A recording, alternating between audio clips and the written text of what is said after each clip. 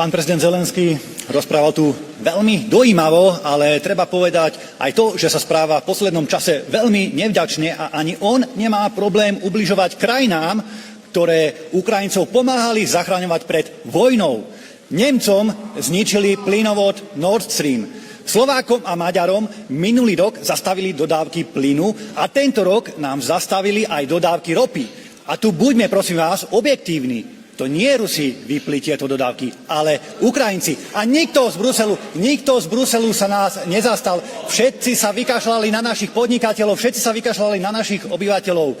Namiesto toho pokračujete v nalievaní ďalších desiatok miliárd eur do jedného z najskorumpovanejších režimov. A to vám nevadí. Hovoríme úplne jasne, že my sme proti pokračovaniu podpory Ukrajiny. Nechceme tam posielať žiadne ďalšie peniaze, žiadne ďalšie zbrane a počúvať žiadnu ďalšiu propagandu. Už naozaj stačilo.